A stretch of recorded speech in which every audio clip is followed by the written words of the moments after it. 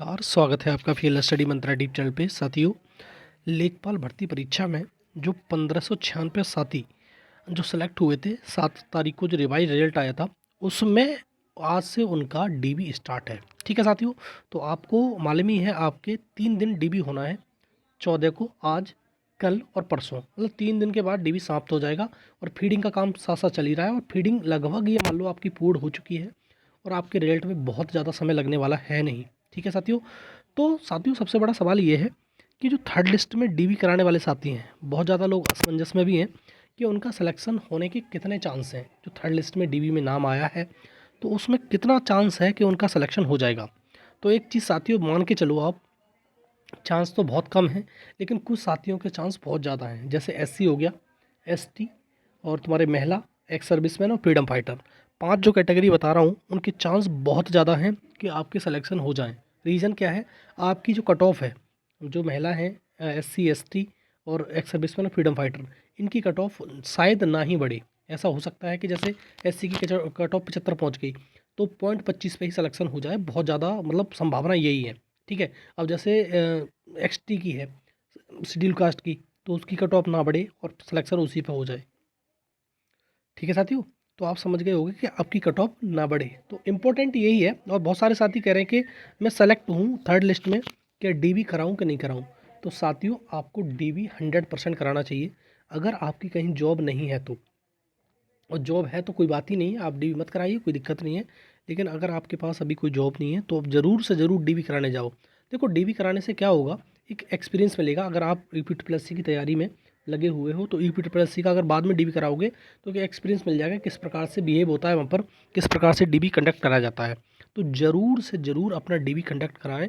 और ये गलती कभी ना करें कि मैं तो मतलब मेरा तो नंबर बहुत कम है, जस्ट कट ऑफ पर है तो मैं डीबी कराने क्यों जाऊँ। तो ज़रूर डीबी कराने जाओ। डीबी को स्किप मत करना। आपके रुपए ही तो खर्च होंगे लेकिन डीबी का एक्सपीरियंस आपको जो मिलेगा वो आपके लिए हमेशा याद रहेगा। ठीक है, डीबी कराने जरूर जाना, डीबी मत छोड़ना। ये बात मेरी सलाह है आप लोगों के लिए। और देखो एक साथी और ये बात हकीकत है कि जो आपका जो सेकंड लिस्ट थी, आपको मालूम है 842 छात्रों की सेकंड लिस्ट आई थी। अब देखो उसमें ज़्यादातर छात्र छात्रा जो सेलेक्ट हुए थे वो छात्र और छात्राएं लगभग सब बाहर हो चुके हैं।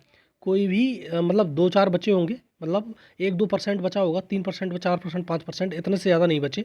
बाद बाकी सारे के सारे लोग बाहर हो चुके हैं। रीज़न क्या है, जो सेलेक्ट हुए थे डाउन करके कट ऑफ को, लेकिन कट ऑफ अब बढ़ गई। अब ऐसा भी हो सकता है कि कुछ लोगों के जो सेलेक्ट हुए थे उनके नंबर उज्ज्वला और तुम्हारे सोलर वाले प्रश्न की वजह से बढ़ गए हों। ऐसा हो सकता है, पॉसिबिलिटी है। लेकिन साथियों बहुत कम पॉसिबिलिटी है कि अगर आपके नंबर बढ़ भी गए होंगे तब भी आप बाहर हैं। ठीक है, क्योंकि उसमें कट ऑफ डाउन कर दी गई थी उस टाइम पे। ठीक ठीक है साथियों, तो आपका जो सेकंड लिस्ट वाले साथी हैं उनके लिए तो एक सेटबैक रहा।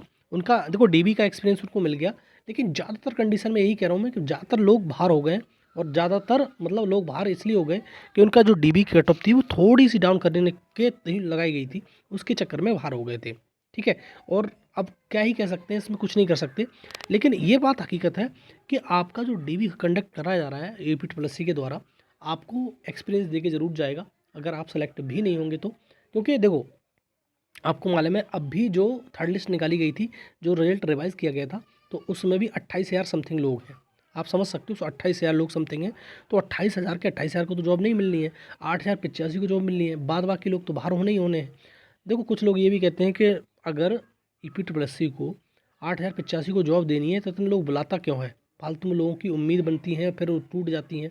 बात हकीकत है, लेकिन कुछ नहीं कर सकते। अब देखो बहुत सारे वैकेंसी इसमें ऐसी हैं कि अब 1 to 1 बुलाता है, लेकिन वहाँ पर भी वेटिंग लिस्ट का प्रावधान नहीं है। जैसे आप रेलवे में समझ लो, आप रेलवे में इस बार एनटीपीसी में 1 to 1 बुलाया गया था और तुम्हारा एसएससी में 1 to 1 बुलाया गया है, लेकिन वहाँ वेटिंग का प्रावधान नहीं है। वेटिंग का प्रावधान यहाँ भी नहीं है, वेटिंग यहाँ भी नहीं निकल जाती है। लेकिन यूपी प्लस सी की एक बात मेरे को सही लगती है कि वो ये तो सोच के चलता है कि अगर वेटिंग निकालते नहीं हैं हम, वेटिंग लिस्ट होती नहीं है, तो हमें मतलब इस प्रावधान ऐसा करना चाहिए कि लोगों को नुकसान ना हो। अगर 1 to 1 बुलाएंगे तो लोग सारे सारे तो जाएंगे नहीं, 100% डीबी कराएंगे नहीं। ये बात हकीकत आपको मालूम है। 100% डीबी नहीं कराएंगे तो डीबी की जो सीटें वो छूट जाएंगी।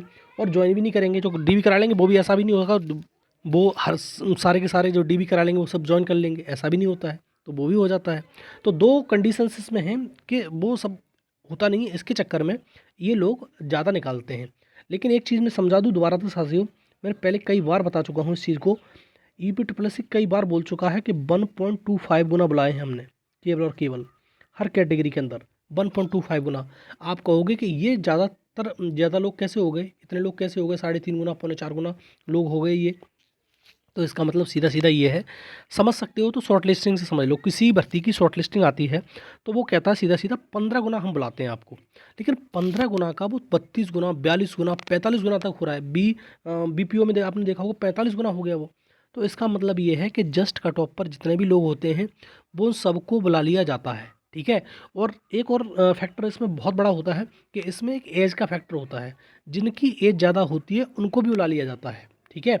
इसके चक्कर में ये सारे के सारे लोग बढ़ते चले जाते हैं, बढ़ते चले जाते हैं, ये कारण है और कोई कारण इसका नहीं है, ठीक है साथियों। तो यही कारण है कि 1.25 गुना का ये 3 गुना, 3.5 गुना कैसे हो गया, ये चक्कर होता है और कुछ नहीं है इसमें, ठीक है साथियों। तो ये कारण है। अब देखो साथियों, अब आपको क्या करना है। अब देखो सबसे ज़्यादा लोग परेशान इसलिए हैं कि जो सेकंड लिस्ट निकाली, फर्स्ट लिस्ट निकाली, जिनका DV हो गया है, वो लोग ये पूछते हैं सबसे ज़्यादा, मेरे को कॉल भी करते हैं और एक आध लोग इस कमेंट बॉक्स में भी ये पूछता है कि हमें, चलो हमने DV करा लिया, हम बाहर भी हो गए, हम मतलब कट ऑफ में नहीं है, लेकिन फिर भी हमें ये कैसे मालूम पड़े कि हम बाहर हुए कि नहीं हुए। हमारे पास स्कोर कार्ड होता तो मालूम पड़ भी जाता कि हमारे इतने नंबर बन रहे हैं, अब इतने नंबर वाले बाहर हो गए तो मालूम पड़ जाता, हम कैसे मालूम पड़ेगा। तो इस स्थिति को बिल्कुल क्लियर नहीं किया जा सकता साथियों। ये तो स्कोर कार्ड होता आपके पास, स्कोर कार्ड अगर जारी करता तो मालूम पड़ता, लेकिन EPSS में स्कोर कार्ड जारी नहीं होता है। आपको पिछली भर्तियां देखी होंगी आपने, कोई स्कोर कार्ड जारी नहीं किया जाता EPSS का, ठीक है। इसीलिए कोई व्यक्ति नहीं मालूम कर सकता कि कौन बाहर है और कौन अंदर है। लेकिन हाँ, आपने OMR सीट से जो आपने जोड़ा होगा उसके अकॉर्डिंग आप अंदाज़ लगा सकते हो कि आप बाहर हैं कि अंदर हैं। इससे ज़्यादा कुछ नहीं किया जा सकता, ठीक है साथियों। पर यही समझ लो कि आपने OMR से जुड़ा होगा, OMR सीट आपके पास होगी, लेकिन बहुत दिन हो गए इस प्रकार से OMR सीट। बहुत सारे लोग कहते हैं कि हमारे नंबर ही मतलब पता ही नहीं चल रहा कि ओवल हट गए, वहाँ से गायब हो गया वो, तो इस प्रकार से।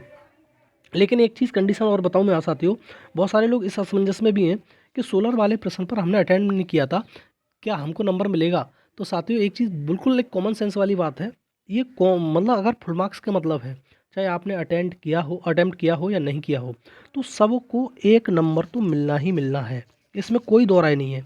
बात समझ में आई साथियों आपको। तो एक नंबर तो सबको मिलना है, तो आपको ही मिलना है, इसमें तो कोई दो राय नहीं है। आप एक अपना नंबर बढ़ा सकते हो, अगर आपने गलत किया है तो 1.25 नंबर बढ़ा सकते हो, अगर आपका सही भी है तब भी 1 नंबर ही बढ़ेगा। बात समझ में आई आपको, नहीं आई। और स्कोर कार्ड की बात जहाँ तक है, स्कोर कार्ड जारी नहीं होगा इसका, डायरेक्ट आपका रिजल्ट आएगा और जिसका रिजल्ट में नाम आ जाएगा वो आ जाएगा, बाद बाकी खत्म हो जाएगा, ठीक है साथियों। तो स्कोर कार्ड जारी नहीं होगा, लेकिन मालूम सिर्फ इसी प्रकार से कर सकते हैं कि आप अपना OMR को नंबर आपने जोड़े ही होंगे, तो नंबर आप एक बार और जोड़ सकते हैं कि मेरा कहाँ कहाँ क्या था। और 2 प्रश्न विशेषकर उजला वाला और सोलर वाला दोबारा से देख लिए आप कि कहाँ हमने कौन सा ऑप्शन लगाया था, उसके ऑप्शन के हिसाब से आप देख लो कि अंदर हो कि बाहर हो। स्कोर कार्ड जारी नहीं होता है और ज़्यादातर कंडीशन में स्कोर कार्ड जारी नहीं होगा इसका, ठीक है साथियों। तो ये है, तो आप DV जरूर कराने जाइए, आज से DV स्टार्ट है। और साथियों बहुत जल्द मैं कह रहा हूँ, बहुत जल्द आपका रिजल्ट आने वाला है और ये लेखपाल भर्ती का झंझट ही खत्म हो जाएगा, उसमें कुछ बचेगा ही नहीं। ज़्यादा से ज़्यादा मुश्किल से मुश्किल 2 हफ्ते का इंतज़ार और करना है, बाद बाकी सब खत्म आपका, ठीक है।